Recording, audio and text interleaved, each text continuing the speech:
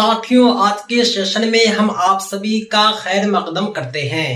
Karnataka teacher eligibility test के paper 1 और paper 2 सभी सब्जेक्ट के नोट्स हासिल करने के लिए आप हमसे राब्ता करें। 7631314948 पर कॉल व्हाट्सएप करके आप सभी सब्जेक्ट के पीडीएफ और प्रिंटेड नोट्स हासिल कर सकते हैं। हम उर्दू और इंग्लिश मीडियम में कर्नाटका टेट की मुकम्मल तैयारी कराते हैं। सिलेबस बेस्ड मवाद फराहम करते हैं। मुकम्मल मवाद में आपको मारूजी सवालात के मजमुआ भी दिए जाएंगे। साथ ही साथ प्रीवियस ईयर सॉल्यूशन और प्रैक्टिस सेट भी दिए जाएंगे।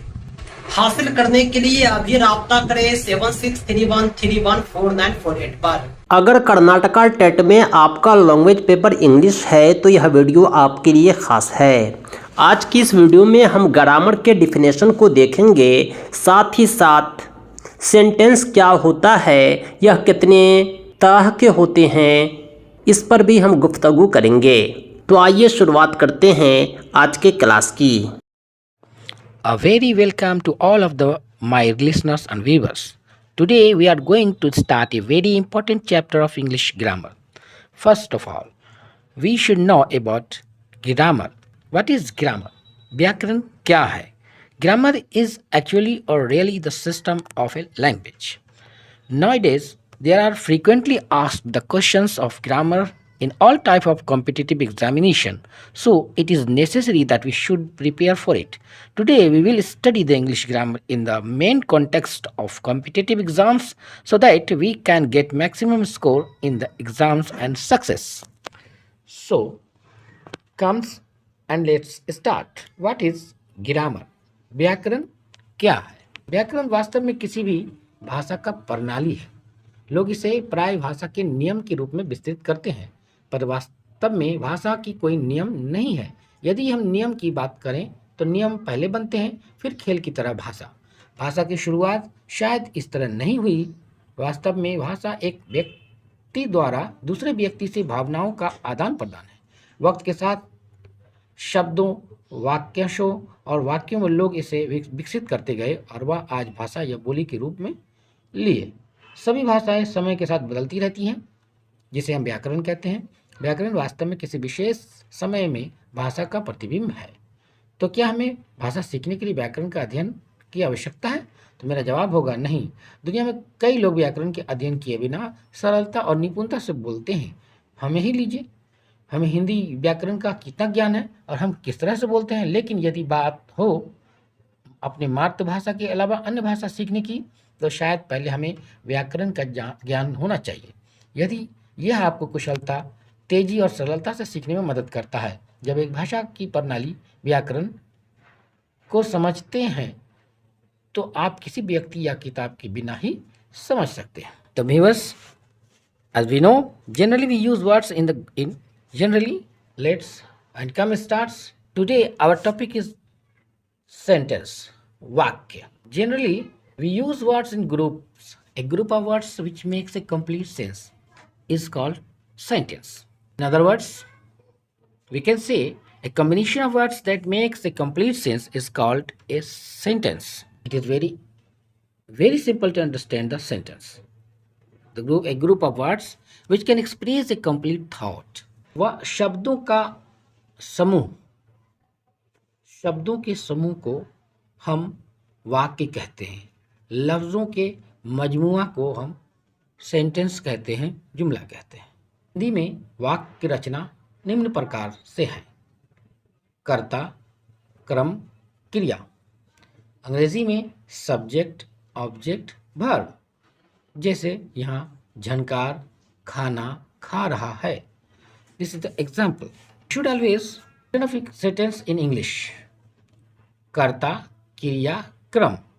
कर्ता सब्जेक्ट को कहते हैं, वर्ब क्रिया को कहते हैं और ऑब्जेक्ट क्रम होता है। जिसे झनकार इज ईटिंग द फूड। झनकार खाना खा रहा है। Subject, the subject answers the question who. Hindi के वाक्य में क्रिया के साथ कौन या किसने का उत्तर बताने वाले शब्द कर्ता कहलाता है। Verb, verb means activity. काम। The verb tells something about subject. कार्य का करना या होना क्रिया कहलाता है। Object, the object answers the question what or whom. Hindi के वाक्य में क्रिया के साथ क्या या किसने का उत्तर बताने वाले शब्द क्रम या ऑब्जेक्ट कहलाते हैं। Now we read the parts of the sentence. Each sentence has a subject to speak about and say or predicate something about that subject. So every sentence has two parts. There are two parts of the sentence. Number one, subject. A person and thing about which something is said to know is known as subject. वाक्य का वह भाग जिससे किसी व्यक्ति या वस्तु की जानकारी हो वो कर्ता कहलाता है। Number two, predicate. Something which is said about the subject is called predicate. वाक्य का वह भाग जो कर्ता के बारे में कुछ कहे विधेय या predicate कहलाता है। Example, Jhankar is eating the food. यहाँ झनकार सब्जेक्ट है and is eating the food predicate है। तो इस तरह हम देख रहे हैं कि किसी भी वाक्य में किसी भी सेंटेंस में there are two parts. Number one is subject and number two is predicate. Subject वो होता है जो किसी व्यक्ति या वस्तु की जानकारी हो वो कर्ता कहलाता हो, जिससे कोई भी व्यक्ति या कोई चीज़ के बारे में आपको पता चल रहा है कि तो वो सब्जेक्ट है। और प्रेडिकेट वो है जो सब्जेक्ट के बारे में कुछ बात बता रहा हो, कह रहा हो, वो प्रेडिकेट कहलाता है। Next, we will know about the kinds of sentence. Generally, sentences are 5 types. Number 1, assertive sentence, interrogative sentence, 3, imperative sentence, 4, optative sentence, and 5, exclamatory sentence. Assertive sentence, इसमें दो तरह के सेंटेंस होते हैं, पॉजिटिव एंड नेगेटिव। हम आम बोलचाल में इसको कहेंगे हाँ वाले जुमले, जिसको हम एफर्मेटिव कहते हैं। और सेकंड जो है वो नेगेटिव सेंटेंस है। असर्टिव सेंटेंस मीन्स दो तरह के होते हैं, हाँ वाले जुमले और नहीं वाले जुमले। नंबर 2, नेगेटिव सेंटेंस, सिर्फ सवालात होते हैं, क्वेश्चंस होते हैं, प्रश्न पूछे जाते हैं। इसको विस्तार से देखेंगे। नंबर 1, असर्टिव सेंटेंस, निश्चयात्मक वाक्य। A sentence that makes a statement or declaration is called assertive sentence. वे वाक्य जिसमें साधारण रूप से कोई बात या कथन कहा जाए उन्हें साधारण या निश्चयात्मक वाक्य कहते हैं। सेंटेंस दो तरह के होते हैं। Assertive sentence of 2 parts. Assertive sentence सकारात्मक वाक्य, positive sentence. A sentence which states something which shows affirmation is called affirmative sentence. वे वाक्य जिसमें स्वीकार योग्य कथन कहा गया हो सकारात्मक वाक्य कहलाते हैं। फॉर एग्जाम्पल, झनकार एक होशियार लड़का है। झनकार इज एन इंटेलिजेंट बॉय। यहाँ पे झनकार के बारे में पॉजिटिव बात हो रही है, इसको हम अफर्मेटिव सेंटेंस कहेंगे। नंबर बी, नेगेटिव नकारात्मक sentence. A sentence which states something which shows denial is called negative sentence. वे वाक्य जिनमें नकारात्मक शब्दों का प्रयोग होता हो नकारात्मक वाक्य कहलाते हैं। एग्जाम्पल, सुनील एक होशियार लड़का नहीं है। Sunil is not an intelligent boy. Is not an intelligent boy, होशियार लड़का नहीं है। तो हमने देखा कि असर्टिव सेंटेंस में दो टाइप्स हैं, एक अफर्मेटिव और एक नेगेटिव, एक सकारात्मक और एक नकारात्मक। दो तरह की बातें होती हैं। में जो भी बातें होगी वो पॉजिटिव होंगी, नकारात्मक में जो भी बातें होंगी वो नेगेटिव होंगी। 2 नंबर, इंटरोगेटिव सेंटेंस, वाचक वाक्य। A sentence which asks questions or inquiries about something is called interrogative sentence.